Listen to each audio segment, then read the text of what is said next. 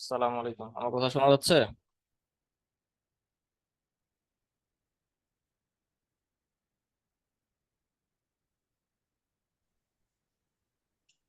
জি ভাইয়া, শোনা যাচ্ছে কথা। আচ্ছা, ঠিক আছে, আমরা ক্লাস শুরু করে দিচ্ছি। আচ্ছা, গত ক্লাস পর্যন্ত আমরা মেম্বার ডিজাইনের মধ্যে বিম, কলাম, স্ল্যাব, শেয়ার ওয়াল এই বিষয়গুলো দেখলাম। আজকে আমরা দেখবো হচ্ছে স্টেয়ার কেস ডিজাইন, স্টেয়ারের ডিজাইন। ঠিক আছে, স্টেয়ার ডিজাইন করার জন্য আমাদের এখানে যে এক্সেলটা আছে, এক্সেলটা আমরা ব্যবহার করব। তো এখানে স্টেয়ারের ডিজাইন গুলো আমাদের এখানে আমরা একটা টাইপের স্টেয়ার ডিজাইন শিখবো। অর্থাৎ আমাদের এখানে যেই শুধু ডাবল ফ্লাইটের যে সমস্ত স্টেয়ার থাকে, এই ডাবল ফ্লাইটের স্টেয়ার গুলো ডিজাইন আমরা এখানে দেখব। এই ধরনের স্টেয়ারের ডিজাইন মোটামুটি টিপিক্যাল ডিজাইন বলা যায়। অর্থাৎ এই ধরনের স্টেয়ারের ডিজাইন গুলো সচরাচর খুব বেশি একটা ভেরিয়েশন আসে না। তো আমরা এখানে এক্সেল গুলো দেওয়া আছে গুগল ড্রাইভে, যাদের কাছে নাই আপনারা ডাউনলোড করে নিন। আচ্ছা, তো এখানে আমরা যেই বিষয়গুলো দেখব সেটা হচ্ছে, প্রথমে আমাদের লাগবে হচ্ছে আমাদের স্টেয়ারের যে রাইজ এবং ট্রেড। সাধারণত 10 ইঞ্চি 6 ইঞ্চি থাকে, এটা আমরা 10 ইঞ্চি 6 ইঞ্চি রাখলাম।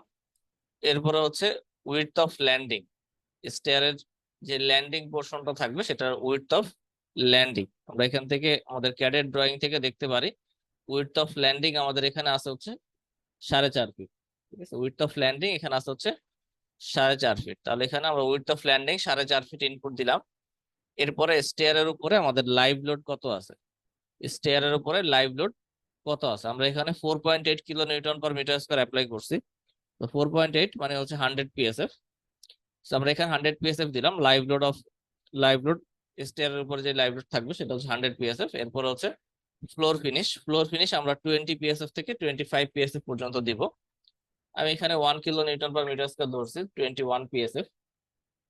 এরপর হচ্ছে কনক্রিট এবং স্টিলের যে ম্যাটেরিয়াল আমরা ব্যবহার করব, কনক্রিটের স্ট্রেংথ হচ্ছে আমরা এখানে 3500 PSI ধরলাম, স্টিল আমরা 72.5 ধরলাম। এরপর হচ্ছে ইফেক্টিভ স্প্যান, এই জিনিসটা আমাদের একটু বুঝতে হবে। ইফেক্টিভ স্প্যান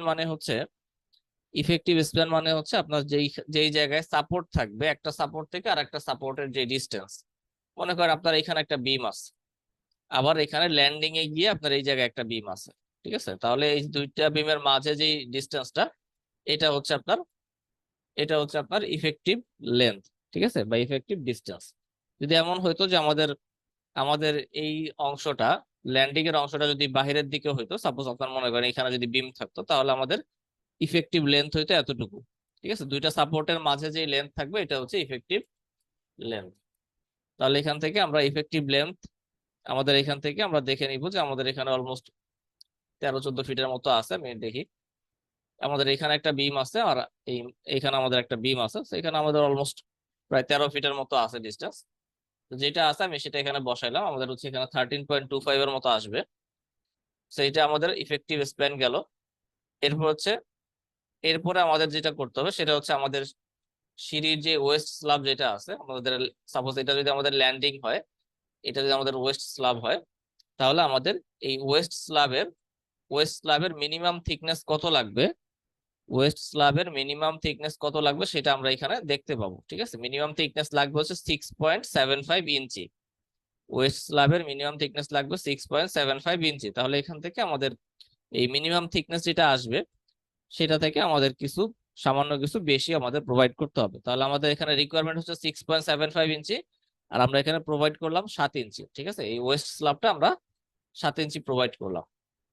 এরপর যে ক্লিয়ার কভার স্ল্যাবের ক্ষেত্রে আমাদের 0.75 ইঞ্চি থাকবে, চেঞ্জ করা লাগবে না।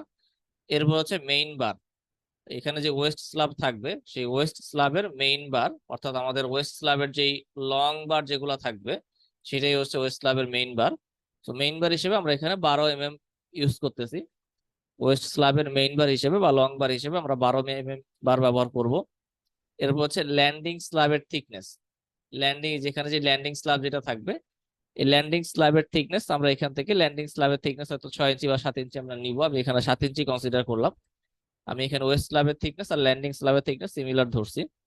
এরপর হচ্ছে উইডথ অফ ওয়েস্ট স্ল্যাব, এখানে যে ওয়েস্ট স্ল্যাবটা থাকবে সেটার ওয়েস্ট স্ল্যাবের উইডথ আমরা কোথায় পাবো, এটা পাবো আমাদের যে আর্কিটেকচারাল ড্রয়িং আছে সেখানেই পাবো। সাপোজ এটা যদি আমাদের আমাদের এখানে যদি টোটাল ডিস্টেন্স হয় কত, টোটাল ডিস্টেন্স আমাদের এখানে আছে 7 ফিট, তাহলে অলমোস্ট 7 ফিটের অর্ধেক থেকে আমাদের হয়তো 2-3 ইঞ্চি কম হবে আমাদের উইডথ অফ ওয়েস্ট স্ল্যাব। তাহলে এখান থেকে আমরা উইডথ অফ ওয়েস্ট স্ল্যাব দিব, উইডথ অফ ওয়েস্ট স্ল্যাব দিব আমরা এখানে। এরপরে এখানে আমাদের ডান দিকে কিছু কাজ আছে। ডান দিকে এখানে আমাদের যে ফিগারটা দেয়া আছে, এই ফিগারের এটা হচ্ছে একদিকের ল্যান্ডিং, এটা হচ্ছে আর একদিকের ল্যান্ডিং, ঠিক আছে, আর এটা হচ্ছে মাঝের ওয়েস্ট স্ল্যাব। তাহলে এখান থেকে আমরা কি কি ইনপুট দিব, আমাদের দুই পাশের যে ল্যান্ডিং এর পোর্শন থাকবে সেই ল্যান্ডিং এর পোর্শনটা আমাদের এখানে ইনপুট দিতে হবে। তাহলে আমাদের এখানে একদিকে ল্যান্ডিং আছে 4.5 ফিট, আর একদিকে আমাদের এখানে যদি আমাদের বিম হয় তাহলে এখানে আমাদের অলমোস্ট 1-1.5 ফিটের মতো আমরা এখানে ল্যান্ডিং স্ল্যাব হিসেবে পাবো। ঠিক আছে, আমাদের হয়তো এই পর্যন্ত যদি আমাদের বিম হয় তাহলে এতটুকু হচ্ছে আমাদের ল্যান্ডিং স্ল্যাব হিসেবে আমরা পাবো। তাহলে এখান থেকে আমাদের একদিকে ল্যান্ডিং আছে হচ্ছে 4.5 ফিট, আর একদিকে ল্যান্ডিং আছে আমাদের 1.25 ফিট। এই দুইটা ভ্যালু ইনপুট দিতে হবে। তারপর আমরা আবার বাম দিকে চলে আসলাম। আমাদের এখানে যে ইয়েলো কালারের যে সেলগুলো আছে শুধু এই সেলগুলো আপনারা ইনপুট দিবেন, এবং এখানে যে দুইটা ইয়েলো সেল আছে এই দুইটা ইনপুট দিবেন। আচ্ছা, এরপর আমাদের ক্যালকুলেশন থেকে আমাদের কিছু কাজ আছে। সেটা হচ্ছে আমাদের এখানে আমাদের মিনিমাম স্টিল রেশিও কত আসবে সেটা আমাদের একটা চার্ট থেকে বের করতে হবে। কিসের উপর ডিপেন্ড করে? এই এমইউ বাই বিডি স্কোয়ারের উপর ডিপেন্ড করে। ঠিক আছে, এমইউ বাই বিডি স্কোয়ার। তাহলে এখানে এমইউ বাই বিডি স্কোয়ারের ভ্যালু কত আসছে, এটা হচ্ছে আমাদের ওয়েস্ট স্ল্যাবের ডিজাইন। এগুলো হচ্ছে ওয়েস্ট স্ল্যাবের ডিজাইন, আর পরেরটা হচ্ছে ল্যান্ডিং স্ল্যাবের ডিজাইন। তাহলে ওয়েস্ট স্ল্যাবের ডিজাইনের মধ্যে আমাদের এমইউ বাই বিডি স্কোয়ারের ভ্যালু আছে কত, 1.5। 1.5, এই 1.5 এর রেসপেক্টে আমরা দেখবো যে আমাদের steel ratio, minimum steel ratio কত লাগে। তাহলে আমরা নিচের দিকে যে টেবিলটা আছে সেই টেবিলে চলে গেলাম, নিচের দিকের টেবিলে চলে গেলাম। এখানে দেখেন টেবিল 1 যেটা, এখানে কি আছে, এখানে আছে কনক্রিটের স্ট্রেংথ, আর এখানে আছে হচ্ছে স্টিলের স্ট্রেংথ। তাহলে আমরা প্রথমেই দেখবো যে আমরা যেই কনক্রিটটা ব্যবহার করতেছি এবং স্টিলটা ব্যবহার করতেছি সেটা কত আছে, সেটার ভ্যালু কত। তাহলে আমরা এখানে প্রথমে দেখি যে আমরা ইনপুট দিছিলাম যে কনক্রিটের স্ট্রেংথ সেটা কত আছে। আমাদের এখানে কনক্রিট হচ্ছে 3500 পিএসআই, মানে এটা হচ্ছে 24 এমপিএ বা নিউটন পার মিলিমিটার স্কোয়ার। ঠিক আছে, আর স্টিল হচ্ছে আমাদের 500 এমপিএ। তাহলে আমরা এখান থেকে স্টিল এবং কনক্রিটের স্ট্রেংথ দুটো দেখে নিলাম। কনক্রিট হচ্ছে আমাদের 24, স্টিল হচ্ছে 500। তাহলে এখান থেকে আমরা আগের টেবিলটাতে ফিরে যাই। তাহলে 1 নাম্বার যে টেবিলটা আছে এই টেবিলটা দেখেন, এই টেবিলটা হচ্ছে আমাদের কনক্রিট কত, 15, আমাদের কনক্রিট হচ্ছে 24, আর এখানে 1 নাম্বার টেবিলটা হচ্ছে 15 এমপি এর জন্য। একইভাবে আমরা যদি পরের টেবিলে যাই, টেবিল 2, এটা হচ্ছে কত, 20 এমপি এর জন্য। এই টেবিলটা হচ্ছে 20 এমপি এর জন্য। পরের টেবিলটা হচ্ছে 25 এমপি এর জন্য। তাহলে এখান থেকে আমাদের যেহেতু হচ্ছে 24 এমপিএ, 24 নিউটন পার মিলিমিটার স্কোয়ার, তাহলে এখান থেকে আমরা যদি একেবারে অ্যাকচুয়াল ভ্যালুটা নিতে চাই তাহলে আমাদের এই দুইটা টেবিলের মাঝখান থেকে আমাদের ইন্টারপোলেশন করে আমাদের অ্যাকচুয়াল ভ্যালুটা বের করতে হবে, অথবা আমরা চাইলে আপার ভ্যালুটাও ব্যবহার করতে পারি। ঠিক আছে, তাহলে আমি ধরে নিলাম সিম্পলিসিটির জন্য আমি আপার ভ্যালুটাই কনসিডার করলাম। তাহলে এটা হচ্ছে আমাদের এই টেবিলটা আমরা ফলো করব। ঠিক আছে, আমাদের কনক্রিট স্ট্রেংথ যদি আরো কম হইতো তাহলে আমরা এটা ফলো করতাম, কনক্রিট স্ট্রেংথ যদি আরো বেশি হইতো তাহলে আমরা এখানে আরো টেবিল আছে সেগুলো ফলো করতাম। তো এখানে প্রথমেই দেখতে হবে যে কনক্রিট স্ট্রেংথ কত। তো আমাদের কনক্রিট স্ট্রেংথ এটার সাথে অলমোস্ট কাছাকাছি আছে, আমরা এই টেবিলটা ব্যবহার করব। এরপর হচ্ছে স্টিলের স্ট্রেংথ দেখতে হবে, আমাদের স্টিলের স্ট্রেংথ কত, 500 এমপিএ। ঠিক আছে, তাহলে এখানে 500 এমপিএ আমরা নিলাম। এবার আমরা দেখব কি এমইউ বাই বিডি স্কোয়ারের ভ্যালু। এমইউ বাই বিডি স্কোয়ারের ভ্যালু আমাদের ক্যালকুলেশন থেকে এমইউ বাই বিডি স্কোয়ার কত আছে, 1.5। আমাদের যে ক্যালকুলেশন আমাদের আছে সেখান থেকে এমইউ বাই বিডি স্কোয়ারের ভ্যালু হচ্ছে 1.5। তাহলে 1.5 এর রেসপেক্টে আমি দেখি কত আছে আমাদের মিনিমাম স্টিল রেশিও। এখানে দেখেন, এখানে যেটা হচ্ছে আমাদের 1.5, এখানেও এরকম আপনাদের একটা স্পেসিফিক ইন্টারভাল পর পর দেয়া আছে, 1.45, 1.5, 1.5 এরকম দেয়া আছে। তো এখান থেকে যদি আমরা একেবারে অ্যাকচুয়াল এক্সাক্ট ভ্যালুটা বের করতে চাই তাহলে আমাদের এটা হচ্ছে ইন্টারপোলেশন করে নিতে হবে, অথবা আমরা আপার বা লোয়ার যে কোনো একটা ভ্যালু ধরলেই হবে, খুব বেশি একটা ভেরিয়েশন নাই। তাহলে এখান থেকে আমরা mu by BD square value হচ্ছে কত, 1.5। এটার রেসপেক্টে আমাদের এই 500 এমপিএর স্টিলের জন্য আমাদের মিনিমাম স্টিল রেশিও কত আছে, 0.37। ঠিক আছে, মিনিমাম স্টিল রেশিও আছে 0.37। তাহলে আমরা এই 0.37 এই ভ্যালুটা আমাদের ক্যালকুলেশনের মধ্যে বসাইতে হবে, 0.37।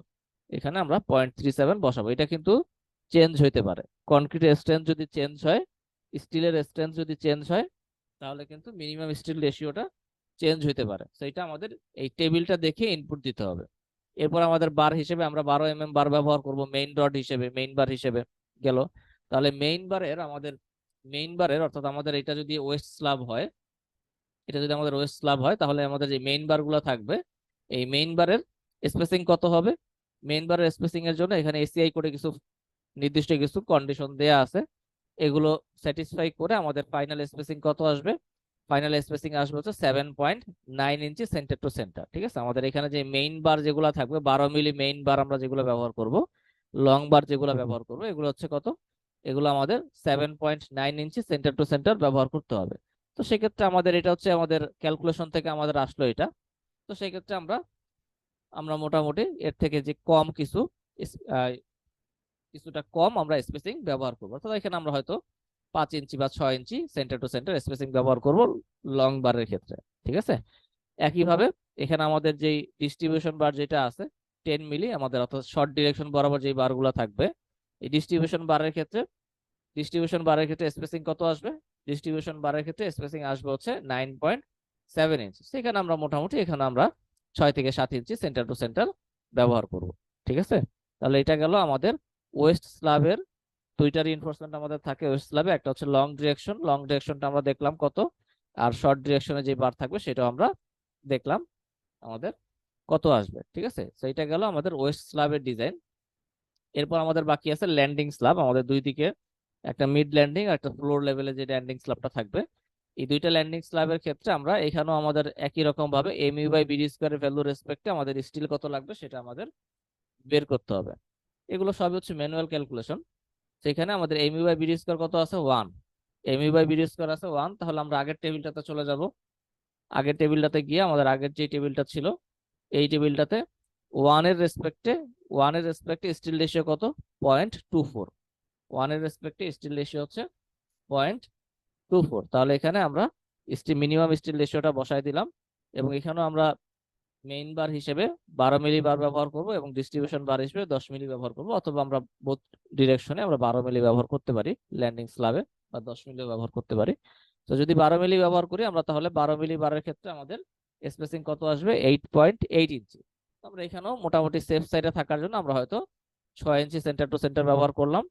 একইভাবে আমাদের শর্ট ডিরেকশনে বা আমাদের যে ডিস্ট্রিবিউশন বার যেগুলো থাকবে, এই ডিস্ট্রিবিউশন বারের ক্ষেত্রে আমরা মোটামুটি সিমিলার রাখার ট্রাই করব। সেখানেও আমরা হয়তো 6 ইঞ্চি বা 5 ইঞ্চি বা 7 ইঞ্চি আমরা ব্যবহার করতে পারি। ঠিক আছে, তো এটা গেল আমাদের ল্যান্ডিং স্ল্যাবের ডিজাইন। তো এতক্ষণ আপনি যে ডিজাইনগুলো করলেন সেটার জাস্ট একটা রিফ্লেকশন দেখার জন্য আপনি এই ডান দিকের ফিগারে গেলে, ডান দিকের যে ফিগারটা আছে এখানে গেলে আপনি একটা মোটামুটি একটা ডিটেইলিং দেখতে পাবেন। ঠিক আছে, মোটামুটি একটা ডিটেইলিং দেখতে পাবেন। তো প্রথমে আপনার দেখতে হবে যে আপনার ওয়েস্ট স্ল্যাবের থিকনেস কত, আপনার ল্যান্ডিং স্ল্যাবের থিকনেস কত, এই দুটো ইনফরমেশন আপনি এখান থেকে দেখলেন। এবার হচ্ছে আপনার কোথায় কত রিইনফোর্সমেন্ট লাগতেছে। আপনার ওয়েস্ট স্ল্যাবের ক্ষেত্রে যে মেইন রিইনফোর্সমেন্ট যেটা সেটা হচ্ছে 12 মিলি। 12 মিলি বার আপনি মোটামুটি হয়তো 5 ইঞ্চি বা 6 ইঞ্চি পর পর দিলেন। ডিস্ট্রিবিউশন বার যেগুলো আছে 10 মিলি, এটা আপনি হয়তো 6 ইঞ্চি বা 7 ইঞ্চি পর পর দিলেন। একইভাবে ল্যান্ডিং এর ক্ষেত্রেও আপনি আপনার মেইন বার এবং ডিস্ট্রিবিউশন বারের ক্ষেত্রে আপনি এখানে যে রিকোয়ারমেন্টটা আসবে তার থেকে একটু কম। সাধারণত আমরা স্ট্যান্ডার্ড প্র্যাকটিসের ক্ষেত্রে মোটামুটি 5 থেকে 6 ইঞ্চির মতো আমরা প্রোভাইড করে থাকি। ঠিক আছে, তো এই ধরনের ডিজাইনের মধ্যে সচরাচর খুব, যদি আপনার স্প্যান অনেক বড় না হয়, স্প্যান যদি আপনার স্টেয়ারের স্প্যান যদি অনেক বড় না হয় বা অনেক বেশি লোডের কোনো ইফেক্ট যদি না থাকে, তাহলে সচরাচর এগুলো হচ্ছে একটা টিপিক্যাল স্টেয়ারের ডিজাইন বলা যায়। তো এই হচ্ছে আমাদের স্টেয়ারের ডিজাইন। কারো কোনো জিজ্ঞাসা আছে? স্টেয়ারের ডিজাইন নিয়ে কারো কোনো জিজ্ঞাসা আছে? আচ্ছা, ঠিক আছে, তাহলে আমরা পরের ডিজাইনে চলে যাচ্ছি।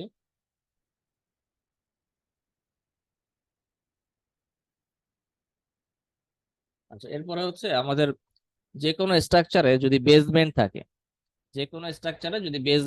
সেক্ষেত্রে বেসমেন্ট ওয়াল ডিজাইন করতে হয়। যে কোনো স্ট্রাকচারে যদি বেসমেন্ট থাকে সেক্ষেত্রে আমাদের বেসমেন্ট লেভেলের জন্য বেসমেন্ট ওয়াল, বা এটাকে আমরা রিটেইনিং ওয়ালও, ওয়ান টাইপস অফ রিটেইনিং ওয়ালও বলতে পারি।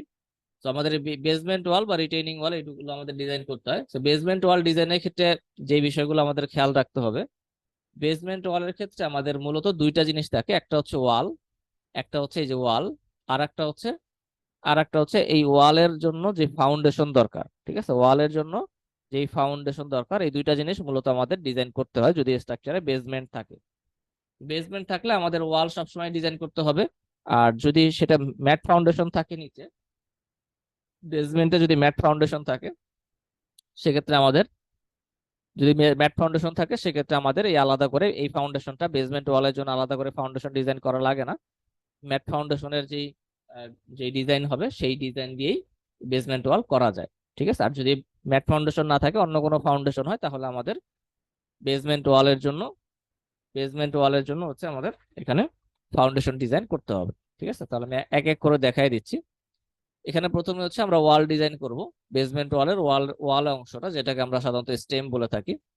ওয়াল ডিজাইনের ক্ষেত্রে আমাদের কি লাগবে? আমাদের লাগবে হচ্ছে কনক্রিটের স্ট্রেংথ, স্টিলের স্ট্রেংথ, এগুলো আমরা জানি, সেগুলো আমরা ইনপুট দিলাম। কনক্রিটের স্ট্রেংথ, স্টিলের স্ট্রেংথ, তারপর হচ্ছে বেসমেন্টের হাইট। যদি ফুল হাইটের বেসমেন্ট হয়, যদি হয় তাহলে সাধারণত হচ্ছে 10 ফিট, 11 ফিট, 12 ফিট এরকম হইতে পারে। বা যদি আমাদের সেমি বেসমেন্ট হয় সেক্ষেত্রে হয়তো 6 ফিট, 7 ফিট, 8 ফিট হইতে পারে। তো যেটাই হোক, বেসমেন্টের হাইট আমরা এখানে ইনপুট দিব। এরপর হচ্ছে বেসমেন্টের উপরে যে টোটাল যে লোড আসবে সেই লোড আমাদের ইনপুট দিতে হবে। তো বেসমেন্টের এই বেসমেন্ট ওয়ালের উপরে আমাদের কয়েক ধরনের লোড আসতে পারে। একটা লোড হচ্ছে যদি আপনার মনে করেন এদিকে ব্যাকফিল আছে, মাটি আছে, এদিকে এই সাইডটাতে মাটি আছে, আর এই সাইডটাতে হচ্ছে আমাদের ফ্লোর লেভেল আর কি, এই সাইডটা হচ্ছে ফ্লোর লেভেল। তাহলে এখান থেকে আমাদের একটা লোড আসতে পারে, এই যে এখানে যে মাটি আছে, এই মাটির উপর থেকে একটা লোড আমাদের এখানে আসতে পারে।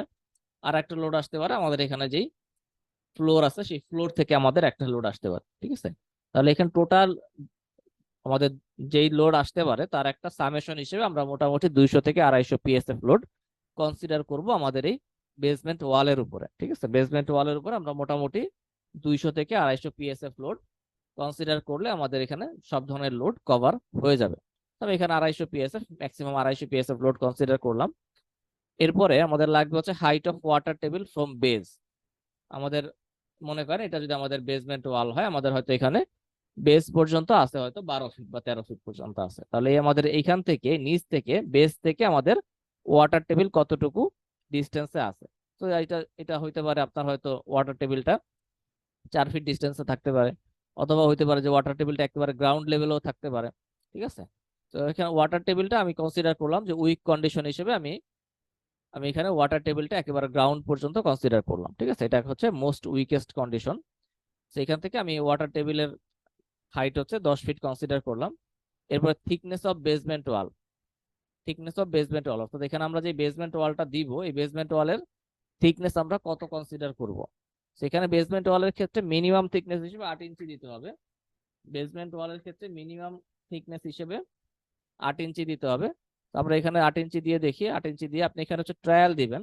আপনি এখানে বিভিন্ন ভ্যালু দিয়ে আপনি এখানে ট্রায়াল দিবেন মিনিমাম কত ভ্যালুতে এটা পাস করে। ঠিক আছে, তো এখানে মিনিমাম ভ্যালু হিসেবে 8 ইঞ্চির নিচে দেওয়া যাবে না, 8 ইঞ্চি মিনিমাম ভ্যালু। সেখানে আমি 8 ইঞ্চি দিলাম, 8 ইঞ্চিতে আমাদের এই ওয়াল পাস করবে। তো আমি এটা কারেক্ট সেভ করার জন্য আমি এখানে 10 ইঞ্চি দিলাম ওয়ালের থিকনেস। ঠিক আছে, ওয়ালের থিকনেস আমি কনসিডার করলাম 10 ইঞ্চি। এরপর হচ্ছে আমাদের এখানে এটা গেল, আমাদের ওয়ালের থিকনেস গেল। এবার ওয়ালের রিইনফোর্সমেন্ট কত হবে সেটা আমরা এখন ডিজাইন করব। তো ওয়ালের রিইনফোর্সমেন্টের ক্ষেত্রে এখানে আমাদের ভার্টিক্যাল রিইনফোর্সমেন্ট এবং হরিজন্টাল রিইনফোর্সমেন্ট, দুইটা রিইনফোর্সমেন্ট থাকে। ভার্টিক্যাল রিইনফোর্সমেন্টের মধ্যে একটা থাকে হচ্ছে ব্যাকফিলের দিকে, এই যে এই রিভারটা হচ্ছে কি মাটির দিকে আর কি, এদিকে মাটি আছে। আর এই রিভারটা হচ্ছে কি যেদিকে ফ্লোর আছে, ঠিক আছে, বা বেসমেন্ট আছে সেদিকে। তাহলে আমরা এখানে ভার্টিক্যাল রিভার ব্যাকফিল ফেস, মানে মাটির দিকে যে ভার্টিক্যাল রিভারটা হবে এটা আমরা 12 মিলি কনসিডার করতেছি। 12 মিলি ভার্টিক্যাল রিভার আমরা ব্যবহার করব, এবং এখানে আমাদের স্পেসিং আমরা ব্যবহার করব 8 ইঞ্চি। ঠিক আছে, 8 ইঞ্চি সেন্টার টু সেন্টার। তো এখানেও আপনি হচ্ছে ট্রায়াল দিতে পারবেন। মনে করেন আপনি এখানে স্পেসিং 8 ইঞ্চির জায়গায় আপনি এখানে 12 ইঞ্চি দিলেন স্পেসিং। 12 ইঞ্চি দিয়ে আপনি ট্রায়াল দিয়ে দেখেন এটা নট ওকে, মানে এটা পাস করতেছে না।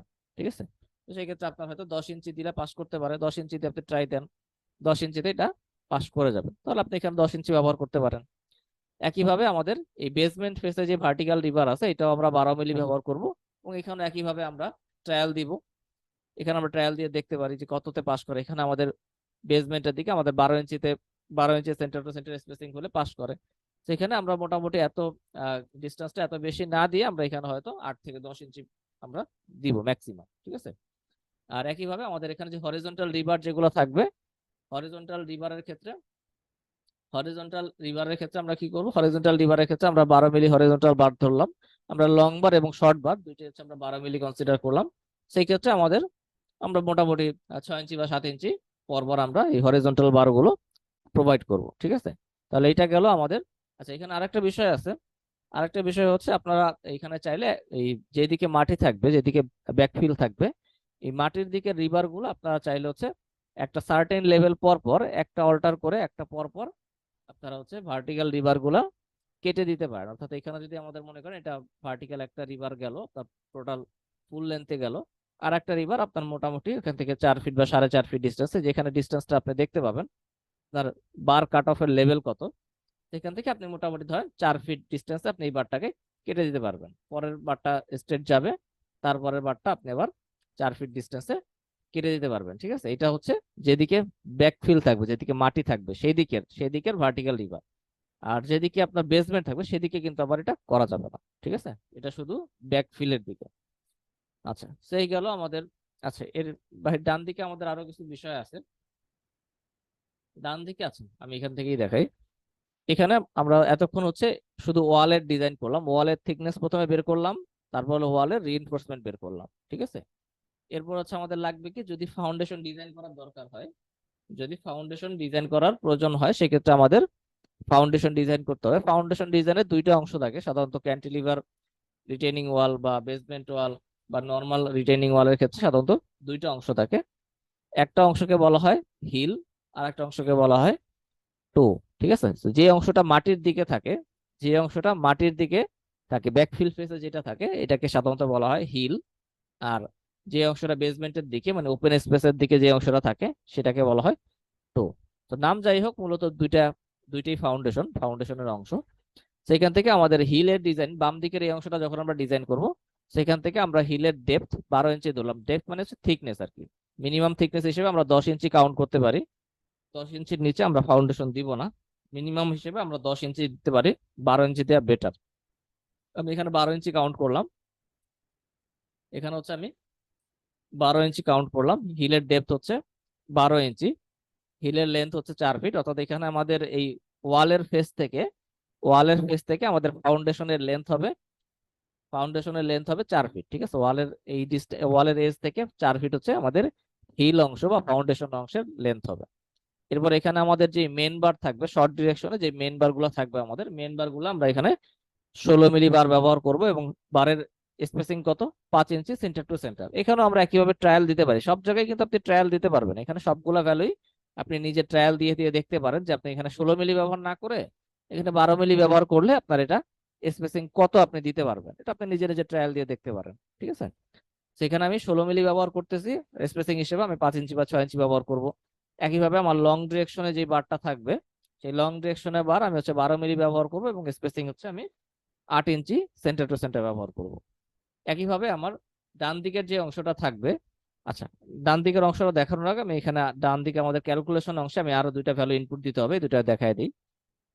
এগুলো লাগবে না, এগুলো দেওয়া লাগবে না। আপনার এখান থেকে যে মিনিমাম স্টিল রেশিও, এখানেও মিনিমাম স্টিল রেশিওটা আপনাকে ইনপুট দিতে হবে, ঠিক আছে। যখন হিলের ডিজাইন করবেন, হিলের ডিজাইন করার আগে মিনিমাম স্টিল রেশিও ইনপুট দিতে হবে, এবং টো এর ক্ষেত্রে একই রকম ভাবে টো এর ডিজাইনের আগে মিনিমাম স্টিল রেশিও ইনপুট দিতে হবে। তাহলে এখান থেকে আমরা দেখি, এখানে টেবিলটা হচ্ছে, যে এখানে টেবিল আমি দিয়ে দিছি, এই টেবিল থেকে আমাদের কনক্রিট এবং স্টিলের স্ট্রেংথের উপর ডিপেন্ড করে আমাদের এখানে স্টিল রেশিওটা নিয়ে নিতে হবে, ঠিক আছে। তাহলে আমাদের এখানে আমি এখান থেকে দেখাই, এখানে হচ্ছে আমাদের কত আছে, এখানে আছে 4000 PSI, 40,000 PSI F O R value, 40,000, 40 KSI, 60 KSI, 80 KSI, এরকম বিভিন্ন ভ্যালু আছে।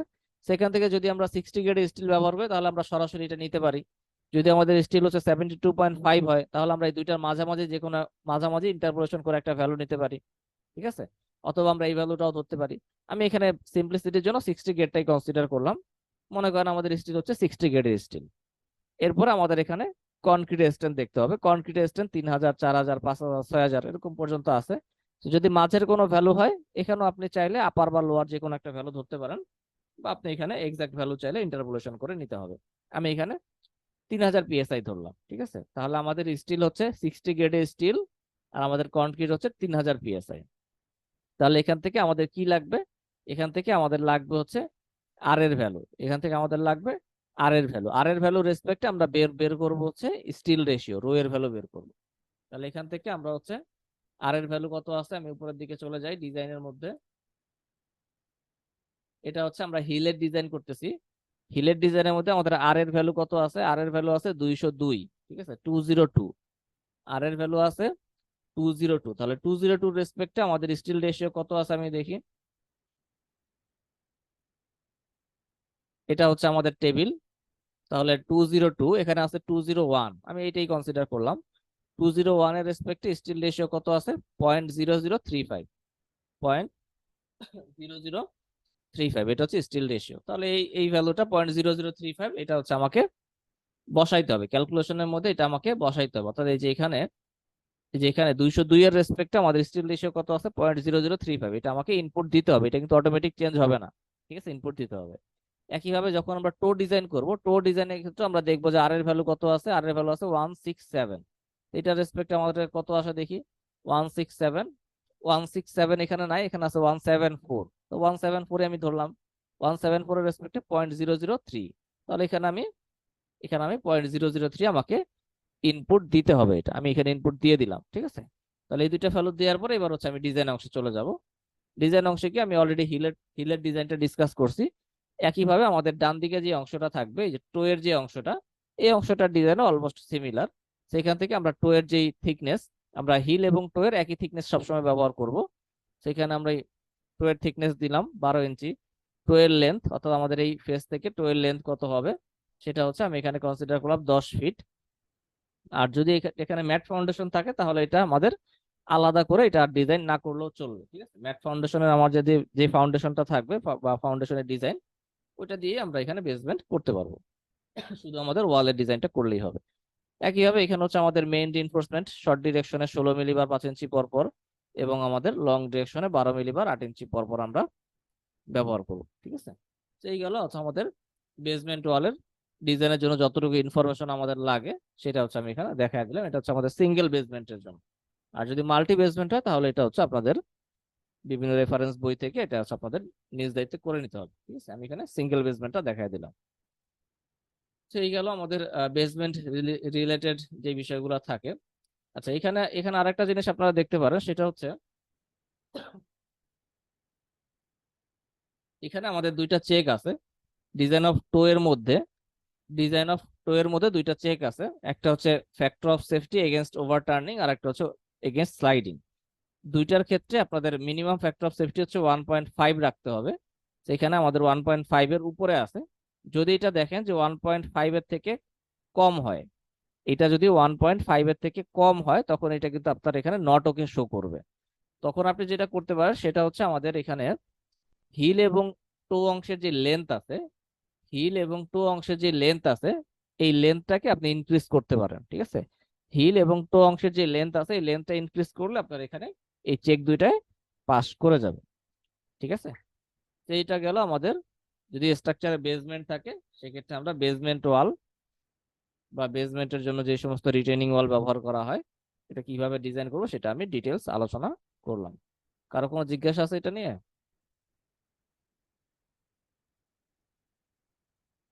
আচ্ছা, ঠিক আছে, আচ্ছা, আমি বলতেছি বলেন। যে আমাদের বেসমেন্ট লেভেলে, যখন আমি বেসমেন্ট লেভেলে পার্কিং দিই, ওই বেসমেন্ট লেভেলে কি আর বরাদ করা হয় না ওইখানেই মানে মেট ফাউন্ডেশন থাকলে ওইখানেই কি গাড়ি চলবে, নাকি ওইটার উপর আবার বিম আপনার দিয়ে কথা ঢালাই বুঝতে দেওয়া পারিনি হয়? আমি, আরেকবার বলেন। যদি আমরা বেসমেন্ট দিই, হ্যাঁ, মনে করেন আমাদের মেট ফাউন্ডেশন হয়েছে, হ্যাঁ। ওইখান থেকে আহ, ওইখান থেকে ওইখান থেকে উপরে আবার ঢালাই দিতে হবে ইয়ার জন্য, এই পার্কিং এর জন্য, গ্রাউন্ডে পার্কিং এর জন্য, নাকি বেসমেন্টে ইয়াটা চলবে, গাড়িটা মানে গাড়ির পার্কিং হবে? না, আপনার যদি ম্যাট ফাউন্ডেশন আপনি করেন, ম্যাট ফাউন্ডেশন করলে আপনার ওইটাই তো আপনার বেসমেন্ট হিসেবে কাউন্ট হবে। আপনার যে ফাউন্ডেশন লেভেল, সেই ফাউন্ডেশন লেভেলটাই বেসমেন্ট হিসেবে কাউন্ট হবে। আপনার মনে করেন সাপোজ এটা হচ্ছে আপনার গ্রাউন্ড লেভেল, ঠিক আছে। আর এটা হচ্ছে আপনার মনে করেন আপনার 10 ফিট হচ্ছে আপনার বেসমেন্টের লেভেল। তাহলে এই যে এখানে যে আপনি ফাউন্ডেশনটা করলেন, মনে করেন আপনি ম্যাট ফাউন্ডেশন করলেন, ম্যাট ফাউন্ডেশনের থিকনেস সাপোজ 36 ইঞ্চি হলো ম্যাট ফাউন্ডেশনের থিকনেস, তাহলে এটাই তো আপনার হচ্ছে বেসমেন্ট হিসেবে কাজ করবে। তো এটার জন্য তো আলাদা করে কার পার্কিং এর জন্য আবার আলাদা করে কোনো অ্যারেঞ্জমেন্ট করার কোনো বিষয় নাই। বুঝতে পারছেন? জি বুঝছি। ওকে।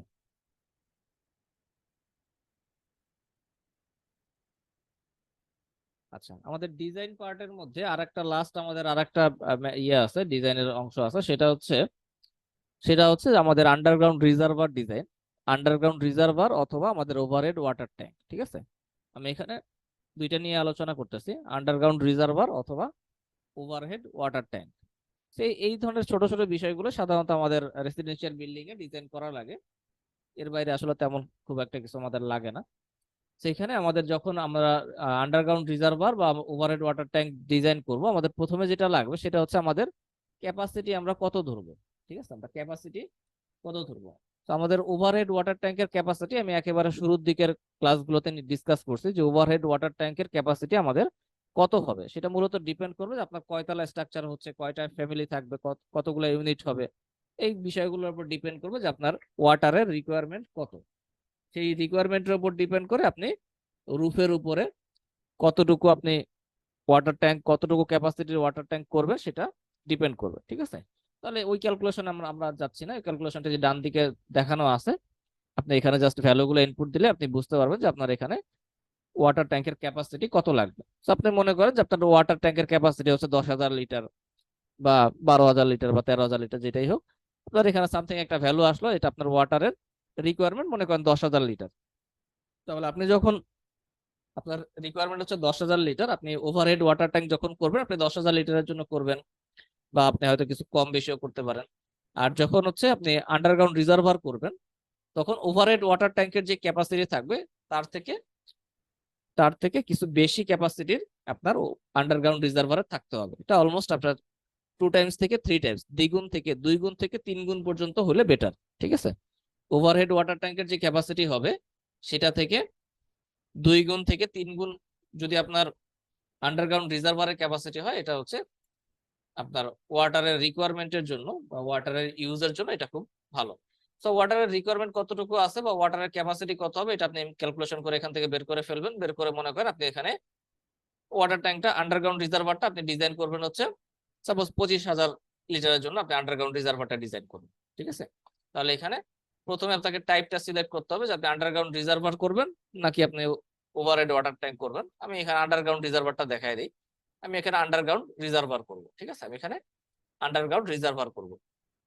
তাহলে এখান থেকে আমি ক্যাপাসিটি দিলাম 25,000 লিটার হচ্ছে আমার আন্ডারগ্রাউন্ড রিজার্ভারের ক্যাপাসিটি।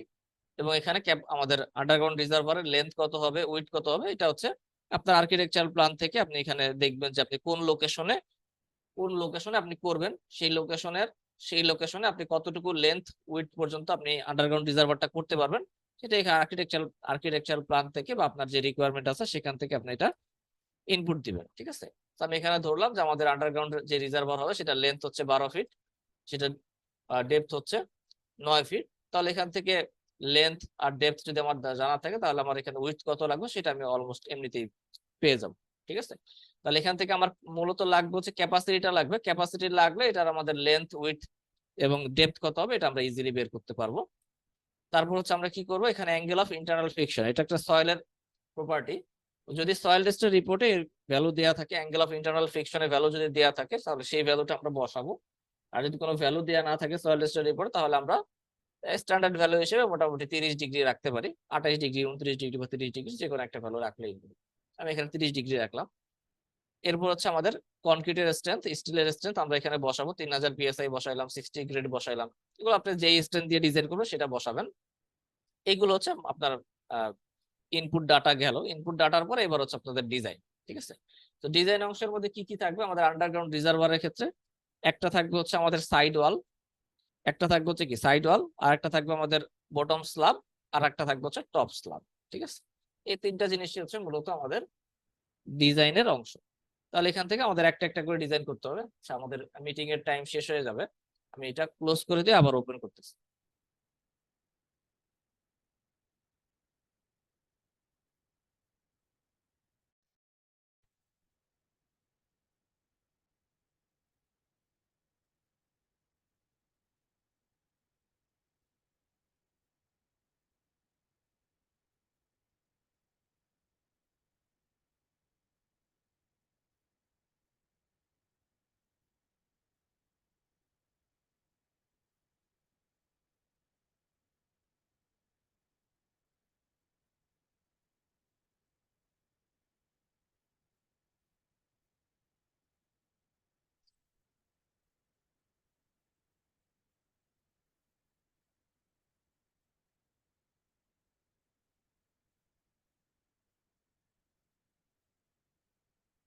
আচ্ছা, তো আমরা যেখানে ছিলাম, এখান থেকে আমরা এই ভ্যালুগুলো ইনপুট দিলাম, ক্যাপাসিটি কত হবে, লেন্থ কত হবে, উইডথ কত হবে, ডেপথ কত হবে, এগুলো ইনপুট দিলাম, কনক্রিট স্ট্রেংথ, স্টিল স্ট্রেংথ, এগুলো আমরা ইনপুট দিলাম।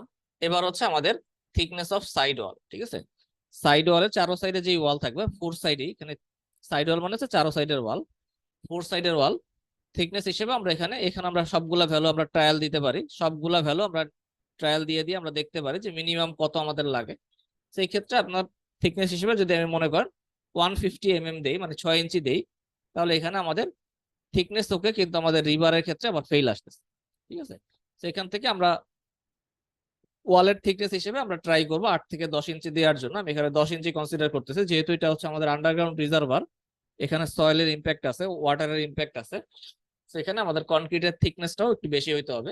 আমি এখানে 10 ইঞ্চি বা 250 mm আমি কনসিডার করলাম সাইড ওয়ালের থিকনেস, ঠিক আছে। সাইড ওয়াল থিকনেস আমি এখানে 250 mm কনসিডার করলাম।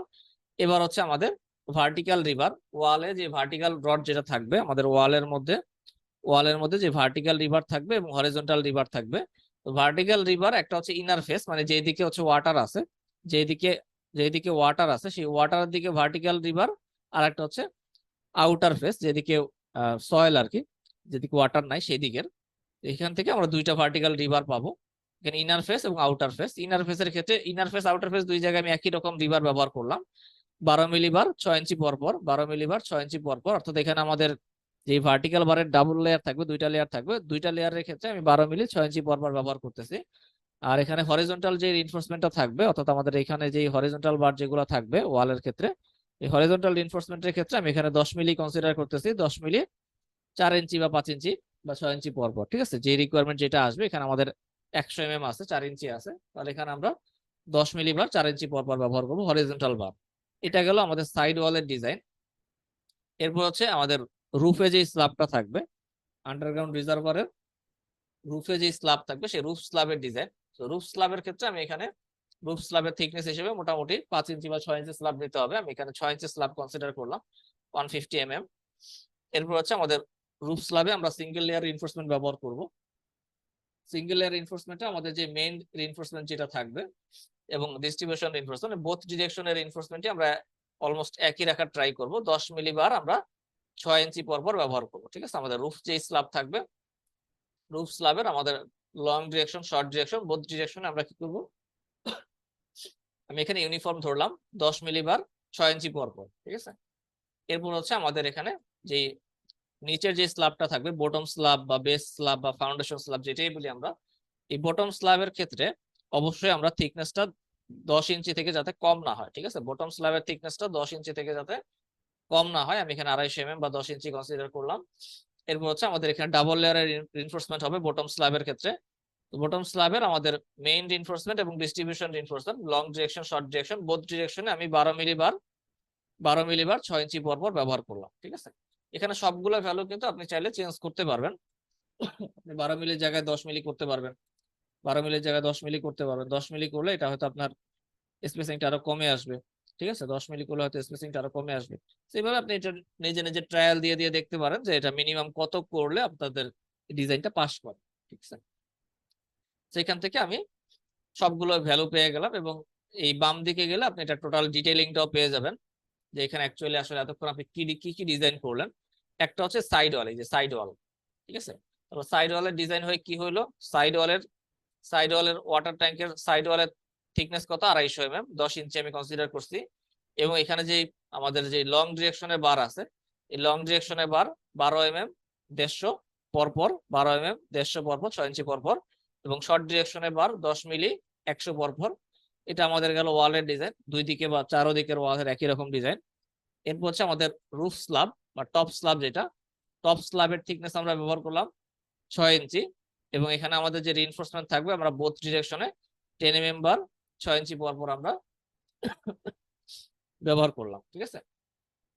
বটম স্ল্যাবের ক্ষেত্রে আমাদের বটম স্ল্যাবের থিকনেস আমরা কনসিডার করছি 250 mm, এবং বটম স্ল্যাবে যে আমাদের রিইনফোর্সমেন্ট হবে সেখানে আমরা 10 মিলি বার 4 ইঞ্চি পরপর, 10 মিলি বার 4 ইঞ্চি পরপর আমরা ব্যবহার করব। সেই হচ্ছে আমাদের আন্ডারগ্রাউন্ড রিজার্ভারের ডিজাইন। একইভাবে আপনি ওই অপশন চেঞ্জ করে এটাকে আপনি ওভারহেড ওয়াটার ট্যাঙ্ক হিসেবে আপনি ডিজাইন করতে পারেন। সেক্ষেত্রে হয়তো আপনাদের এই স্ল্যাবের থিকনেস গুলো কমে আসবে বা রিইনফোর্সমেন্টের রিকোয়ারমেন্ট কমে আসবে। ঠিক আছে, সেই হচ্ছে আমাদের আন্ডারগ্রাউন্ড রিজার্ভার বা ওভারহেড ওয়াটার ট্যাঙ্ক বা ওয়াটার ট্যাঙ্কের ডিজাইন। তো এই পর্যন্ত আমাদের ডিজাইনের পার্ট শেষ। ডিজাইনের পার্টের মধ্যে আমরা মোটামুটি অলমোস্ট সবকিছুই কভার করলাম। কারো কোনো জিজ্ঞাসা থাকলে এখন জিজ্ঞাসা করতে পারেন।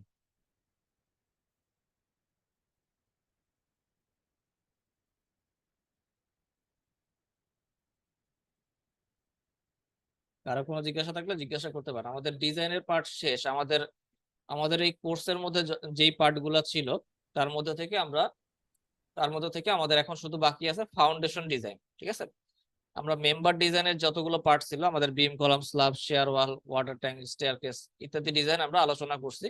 ডিজাইনের পার্ট শেষ, এখন হচ্ছে স্ট্রাকচারের সাবস্ট্রাকচার ডিজাইন। ঠিক আছে, সাবস্ট্রাকচার ডিজাইন বা ফাউন্ডেশন ডিজাইন। ফাউন্ডেশন ডিজাইন নিয়ে আমরা নেক্সট ক্লাস থেকে ডিসকাস করব। আমাদের নেক্সট ক্লাস হবে হচ্ছে শুক্রবার। ঠিক আছে, নেক্সট ক্লাস হবে পরশুদিন শুক্রবার রাত 9টায় ইনশাল্লাহ। আর এখন কারো কোনো জিজ্ঞাসা থাকলে জিজ্ঞাসা করতে পারেন। আচ্ছা ভাই, আচ্ছা, আমাদের কি ফ্ল্যাট স্ল্যাব ডিজাইনটা শেখানো হবে না? কি design? Flat slab. Flat slab. জি। ফ্ল্যাট স্ল্যাবের ডিজাইন নিয়ে তো গত ক্লাসে ডিসকাস করলাম, যে আমাদের ইউটিউব চ্যানেলে দেয়া আছে, যার দরকার হবে ইউটিউব চ্যানেল থেকে দেখে নিতে হবে। ঠিক আছে, ফ্ল্যাট স্ল্যাবের ডিজাইন ম্যানুয়ালি কিভাবে করতে হয় ইউটিউব চ্যানেলে দেয়া আছে, সেখান থেকে দেখে নিয়ে। সেফটি ট্যাঙ্কের ডিজাইনটা সেপটিক ট্যাঙ্কের ক্ষেত্রে আলাদা তেমন কোনো ডিজাইনের কোনো বিষয় নেই। এখানে দেখেন এই যে ডিজাইন গুলা, এই যে ওয়াটার ট্যাঙ্কের ডিজাইন বলেন বা স্টেয়ারের ডিজাইন বলেন, বেসমেন্ট ওয়ালের ডিজাইন বলেন, এই ডিজাইন গুলোর মধ্যে কিন্তু খুব একটা, যেমন আপনার স্টেয়ারের ডিজাইন, যদি আপনার স্টেয়ার টাইপ একই হয় সেক্ষেত্রে ডিজাইনের মধ্যে তেমন কোনো বড় ধরনের চেঞ্জ আসবে না। আপনার ওয়াটার ট্যাঙ্কের ডিজাইন, যদি আপনার ওয়াটার ট্যাঙ্কের মধ্যে এখানে আসলে চেঞ্জ করার মতো তেমন খুব একটা আহামরি চেঞ্জ করার মতো কিছু নাই। সেপটিক ট্যাঙ্কের ক্ষেত্রেও তাই। আপনার ওয়াটার ট্যাঙ্কের ডিজাইনে যা যা আসবে সেপটিক ট্যাঙ্কের ক্ষেত্রেও তাই আসবে। এখানে আপনাদের এখানে কি থাকবে, এখানে সয়েল থাকবে, এখানে লিকুইড থাকবে, এই তো আর কি। ঠিক আছে, ডিজাইনের প্রসিডিউর বা ডিজাইনের প্যারামিটার গুলো অলমোস্ট সবই একই। আর কোনো জিজ্ঞাসা- স্টেয়ারের টপ বারের যে এক্সট্রা বার গুলা, এর ডিটেলিংটা কেমন হবে স্টেয়ারের? স্টেয়ারের টপ বারের কি হয়েছে? এক্সট্রা টপ যেগুলা আসবে বা ওর ডিটেলিং গুলো কেমন হবে? ডিটেলিং তো এখানে দেয়াই আছে। এখানে আপনি যখন ডিজাইন করবেন, ডিজাইন করলে তো ডিটেলিং পাবেন। এখানে আপনার যে টোটাল যে লেন্থ, আপনার এখানে টোটাল যে ইনক্লাইন্ড লেন্থের L/3 তে আপনি যে এক্সট্রা বার যেগুলো আসবে, আপনার এখানে যে এক্সট্রা বার যেগুলো আসবে আপনি L/3 পর্যন্ত কন্টিনিউ করবেন। বুঝতে পারছেন? আপনার এখান থেকে তো আপনার বারের রিকোয়ারমেন্ট আপনি পাবেনই, যে আপনার এখানে কত আসবে, বারের রিকোয়ারমেন্ট কত। আপনার 12 মিলি আপনি হয়তো 6 ইঞ্চি পরপর ব্যবহার করলেন, 12 মিলি 6 ইঞ্চি পরপর আপনি ব্যবহার করলেন, বা 10 মিলি আপনি হয়তো 8 ইঞ্চি বা 6 ইঞ্চি বা 4 ইঞ্চি 5 ইঞ্চি ব্যবহার করলেন। আর এখানে আপনি কতটুকু কন্টিনিউ করবেন, এদিক থেকে L/3 এদিক থেকে L/3। বুঝতে পারছেন? ক্যালকুলেশনে তো মেইন বার আসলো, এক্সট্রা বারের ক্যালকুলেশনটা হবে না একবার? এক্সট্রা বার কোন জায়গায় এক্সট্রা বার দিবেন আপনি? স্টেয়ারের কোন জায়গায় এক্সট্রা বারটা দিবেন? টপ লেয়ারে? টপ লেয়ারের এক্সট্রা বার কোথায় দিবেন? টপ লেয়ারে L/3 তে যেটা এটা তো হরিজন্টাল বার আছেই আপনার এখানে। আপনার মনে করেন যে এটা যদি আমি ওয়েস্ট স্ল্যাবটা দেখাই, এই যে আপনার গেল ভার্টিক্যাল বার গেল, এই যে আপনার ভার্টিক্যাল বার গেল। ঠিক আছে, ভার্টিক্যাল বারের পাশাপাশি এদিক থেকে আপনার হরিজন্টাল বার আসতেছে, এটা গেল আপনার বটম লেয়ার, এটা গেল বটম লেয়ারের বার। আর টপ লেয়ারে তো আপনার এই যে এখান থেকে আপনার এই যে L/3 তে টপ লেয়ারের বার তো এখান থেকে যাচ্ছেই, টপ লেয়ারে আপনার এখান থেকে বার যাচ্ছে, আপনার এখান থেকে টপ লেয়ারে বার যাচ্ছে। আপনি এক্সট্রা বার কোথায় দিবেন? এখানে আপনার হরিজন্টাল বার আছে, আপনার এখানে ভার্টিক্যাল বার আছে, এক্সট্রা বারটা আপনি দিবেন কোথায়? এক্সট্রা বার কোথায় দেয়?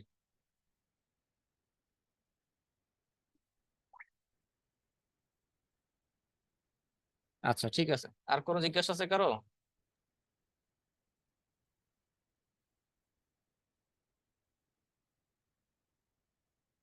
ঠিক আছে, জিজ্ঞাসা না থাকলে আমাদের নেক্সট ক্লাস হবে হচ্ছে শুক্রবার রাত 9টায় ইনশাল্লাহ। আজকে এই পর্যন্তই, সবার সাথে কথা হবে। আসসালামু আলাইকুম।